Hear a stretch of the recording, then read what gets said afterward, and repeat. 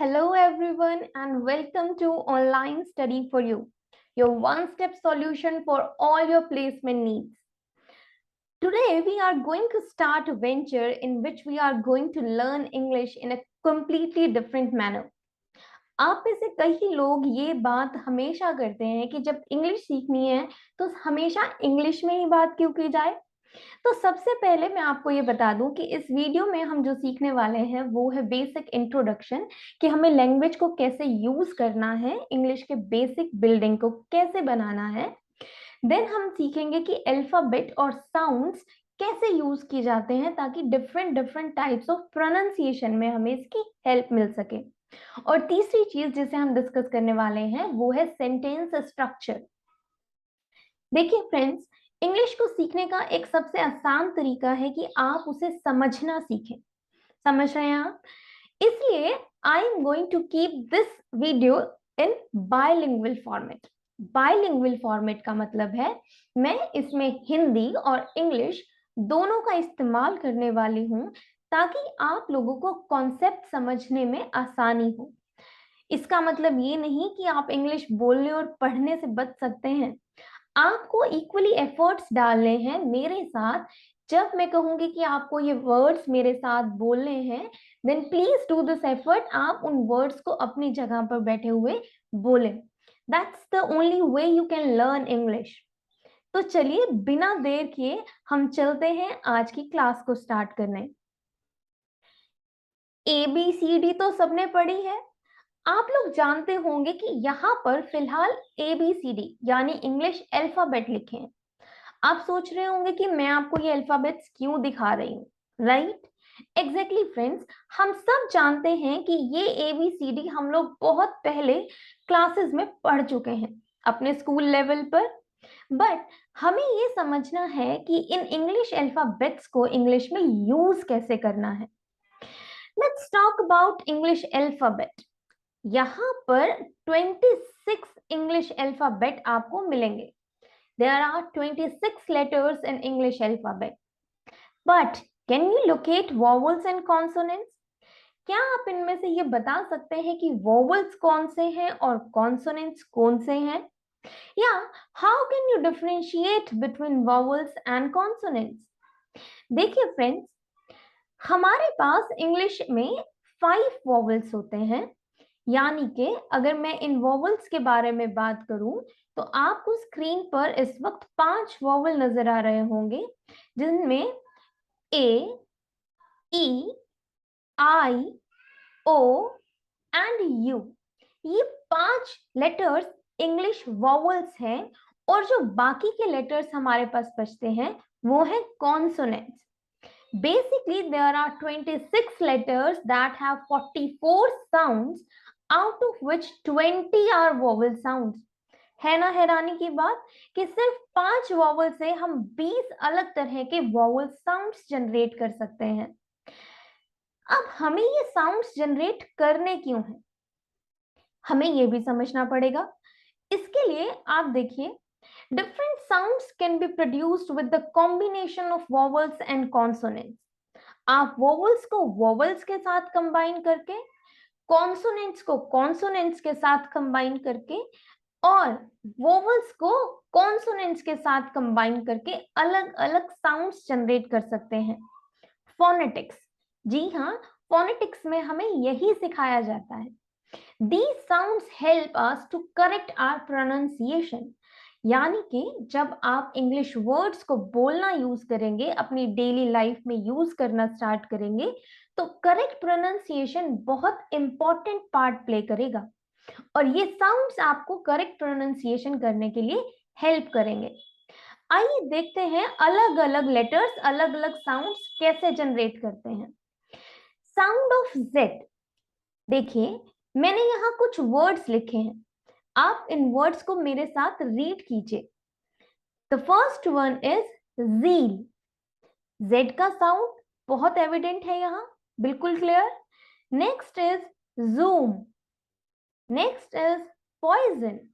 अब हैरानी की बात यह है कि यहाँ पॉइजन की स्पेलिंग में मैंने कोई जेड नहीं लिखा, पर फिर भी मैंने इसे पॉइजन नहीं पढ़ा, मैंने इसे पढ़ा है पॉइजन। यानी जेड का साउंड आया है। पॉइजन का मतलब जहर, लेकिन यहाँ पर तो कोई जेड नहीं दिख रहा। आप देखिए कि कॉम्बिनेशन ऑफ वॉवल्स और कॉन्सोनेंट्स, यहाँ पर साउंड आई एस ओ मिलकर ज का साउंड दे रहे हैं, यानी कि पॉइजन। इसीलिए हम इसे पॉइजन नहीं पढ़ेंगे, हम इसे पढ़ेंगे पॉइजन। नेक्स्ट है क्विज, उसके बाद पजल। आप इस वर्ड को दोबारा बोलिए, पजल। देखिए 2 बार जेड है तो थोड़ा सा हमें लिटिल बिट एक्स्ट्रा एम्फोसिस करना पड़ेगा साउंड ऑफ जेड पर। Next word is Zomato, next is Wednesday. Exactly, ये वेडनेसडे नहीं है, ये है वेडनेसडे। साउंड ऑफ डी यहाँ पर साइलेंट रहने वाला है, इसीलिए हम इसे रीड करेंगे वेडनेसडे। अब फिर आप देखिए यहाँ पर कोई Z नहीं है, यहाँ पर मैंने साउंड लिखा है S का, पर मैं इसे बोलते वक्त साउंड Z यूज कर रही हूँ, Wednesday. It is not Wednesday, it is Wednesday. Sound of Z is quite obvious here. क्या आप इन्हें दोबारा पढ़ सकते हैं? Zeal, zoom, poison, quiz, puzzle, Zomato, Wednesday. चलिए कुछ और साउंड्स मैं आपको दिखाती हूं। साउंड ऑफ एस, बहुत ही यूज होने वाला वर्ड। नेक्स्ट देखेंगे, फर्स्ट वर्ड है साइलेंट।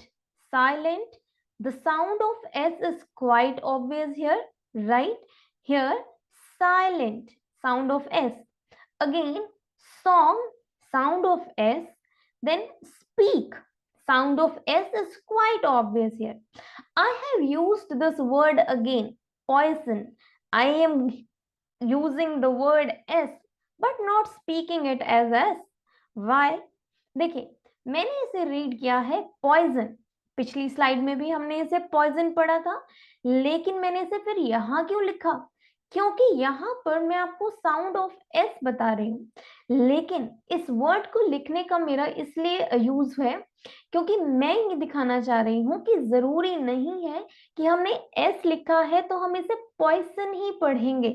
यहाँ पर वोवल्स और कॉन्सोनेंट का कॉम्बिनेशन इसे जेड की साउंड प्रोड्यूस करा रहा है, that means poison. Next is सन।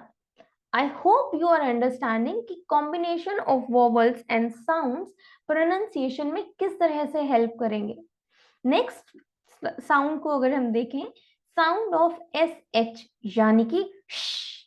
जी हाँ, देखिए मैं अगर first word को पढ़ूं तो आप में से मुझे लगता है कि कोई शायद ही ऐसा होगा जो इसे ना पढ़ पाए। It is very clear and easy word, sugar. But क्या आपको यहाँ कहीं H दिखाई दे रहा है? नहीं ना, लेकिन मैं इसे रीड कैसे कर रही हूँ? Sugar, not sugar, right? That is a wrong pronunciation for that. यानी कि यहाँ पर S और U का कॉम्बिनेशन श की साउंड जनरेट कर रहा है, इसीलिए I have read it sugar. Then shirt. Now observe this word chef. Sound क्या है? शेफ। साउंड तो एस एच का है, लेकिन यहाँ पर लिखते टाइम मैंने सी एच यूज किया है। स्पेलिंग बिल्कुल सही है, आप इसे बिल्कुल सही रीड कर रहे हैं, इसका प्रोनाउंसिएशन शेफ ही होगा। पर देखिए मैं फिर से वही बात रिपीट करूंगी कि मैंने यहाँ सी एच क्यों लिखा है, सिर्फ ये दिखाने के लिए कि जरूरी नहीं कि हर बार एस एच का साउंड एस एच लेटर से ही आएगा। मैं इसे सी एच के कॉम्बिनेशन को यहाँ रीड कर रही हूँ, शेफ। नेक्स्ट वर्ड है shop, then shed, shy and shadow. ये सब वर्ड्स इजीली पढ़े जा सकते हैं। Moving on to the next sound, that is U. Sound of U बहुत इंपॉर्टेंट है क्योंकि कई बार प्रीवियस ईयर एग्जाम्स में साउंड ऑफ यू से एरर में डिटेक्शन का क्वेश्चन बनता है। आप लोगों ने जरूर ऑब्जर्व किया होगा आर्टिकल्स के केस में।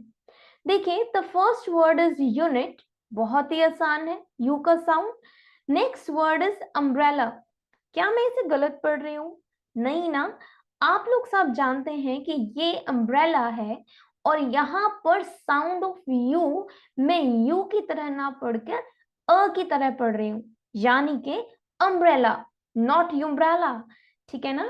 Next is use, then uses and unique. बाकी की सभी साउंड्स यू के सिमिलर हैं, आप इन्हें एक बार दोबारा से रीड कर सकते हैं। Unit, umbrella, use, uses and unique. इसके बाद हम चलते हैं सेंटेंस स्ट्रक्चर की तरफ। आप लोग सब ये जानते होंगे कि जो भी सेंटेंस हम यूज करते हैं उसके अंदर कुछ चीजें हमें यूज करनी होती हैं।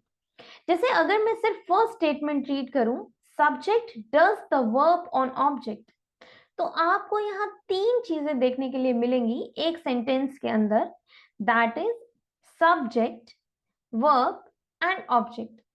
आइए सबसे पहले इसी कॉन्सेप्ट को समझते हैं कि सब्जेक्ट क्या है, वर्ब क्या है और ऑब्जेक्ट क्या है, और ये हमारे सेंटेंस को किस तरह से बनाते हैं। अगर मैं कहूं कि आप क्या इस पिक्चर को ध्यान से देखकर ये मुझे बता सकते हैं कि यहाँ पर काम कौन कर रहा है, काम क्या हो रहा है और काम किसके ऊपर किया जा रहा है। देखिए, to write a complete sentence you need to include the subject, the verb and the object. यही कॉन्सेप्ट है सब्जेक्ट, वर्ब और ऑब्जेक्ट का। The boy ate pizza. यहां पर एक बॉय ने, यानी कि सब्जेक्ट, बॉय सब्जेक्ट है क्योंकि कुछ काम कर रहा है। Subject tells us who or what the sentence is about. So here who is the doer, यानी काम करने वाला कौन है, यहाँ पर है इस सेंटेंस में द बॉय, इसीलिए इसे कहा जाएगा सब्जेक्ट। देन एट, एट ईट का सेकेंड फॉर्म है, मतलब खाना, और यहाँ पर क्रिया क्या हो रही है, एक्शन क्या हो रहा है, ईटिंग हो रहा है। So this is verb which tells us about what happened, right? Verb हमें क्या एक्शन हो रहा है इसके बारे में बताएगा। नेक्स्ट इज पिज्जा, यानी कि object tales us what is affected by the verb. I hope ये आपको क्वाइट क्लियर होगा कि कौन काम कर रहा है, क्या काम कर रहा है और किसके ऊपर काम कर रहा है। सो द बॉय यानी कि सब्जेक्ट जो काम कर रहा है, वर्ब जिस काम को किया जा रहा है, एंड ऑब्जेक्ट किस चीज पर काम किया जा रहा है। आइए इसे थोड़ा और समझने की कोशिश करते हैं। यहाँ पर आपको एक फ्लो चार्ट नजर आ रहा है। इस फ्लो चार्ट को आप थोड़ा ध्यान से देखेंगे और समझने की कोशिश करेंगे कि एक्शन, वर्ब, सब्जेक्ट, डूअर और ऑब्जेक्ट कैसे रोल प्ले करते हैं। यहाँ पर मैंने एक कॉम्बिनेशन लिखा है सब्जेक्ट, वर्ब एंड ऑब्जेक्ट का।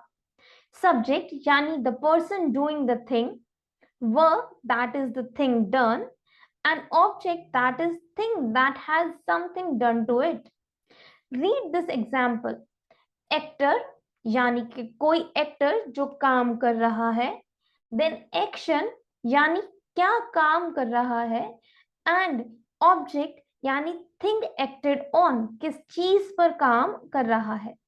आई होप आप ये चीज समझने में आसानी से समझ गए होंगे कि what is subject, what is verb and what is object. When doer यानी कि subject does action यानी कि verb on recipient, एग्जाम्पल से समझने की कोशिश करते हैं। Girls read stories, boys play games, she reads a book. आप ये देख रहे हैं कि यहाँ पर सब्जेक्ट कौन है फर्स्ट सेंटेंस में। फर्स्ट सेंटेंस में सब्जेक्ट है girls, then what action is being done, reading, next what is action doing upon, that is who, what is the recipient, that is stories here. Next is boys play games, यानी कि boys are subject, play verb and games object. She reads a book. Here she actually में एक pronoun है, but यहाँ पर subject का काम कर रहा है। देन रीड्स यानी रीडिंग एक एक्शन, अ बुक यानी के ऑब्जेक्ट। आप देख पा रहे हैं, girls read what, boys play what, she reads what. Answer of these what is given by object. This form of structure is called active voice. हम एक्टिव वॉइस और passive voice एक कंप्लीट डिफरेंट चैप्टर में पढ़ेंगे। अब थोड़ा सा idea अगर मैं आपको दूं कि एक्टिव वॉइस और पैसिव वॉइस में क्या डिफरेंस है, तो देखिए, active voice tells us what a person और thing does, the subject performs the action, that is verb on the object. यानी कि एक्टिव वॉइस में अगर हम स्ट्रक्चर की बात करें तो सब्जेक्ट एक वर्ब करता है यानी एक एक्शन, किसके ऊपर? एक ऑब्जेक्ट के ऊपर। लेकिन इसी चीज को अगर मैं दूसरे तरीके से कन्वे करना चाहूं, यानी कि ऑब्जेक्ट पर क्या काम हुआ है with the help of this subject. आप समझ पा रहे हैं? देखिए, एग्जाम्पल से समझेंगे। Anna painted the house, the house was painted by Anna. दोनों सेंटेंस में सेम ही बात की गई है लेकिन अलग अलग तरीके से। यहां पर एना एक सब्जेक्ट है, पेंटेड एक वर्ब है और हाउस एक ऑब्जेक्ट है। यहां पर सेंटेंस का स्ट्रक्चर बदल गया और हाउस क्या हो गया? Object, painted verb and Anna subject. तो subject plus verb plus object हम लोग एक्टिव वॉइस में यूज करते हैं और object plus verb plus subject हम लोग पैसिव वॉइस में यूज करते हैं। कुछ questions related to active and passive voice are as follows. See, how can anyone do this? They visited the zoo last week. I will not do these work. You have to try to give answers of these questions. So this is it for today's session. Thank you for joining this class. Have a nice day.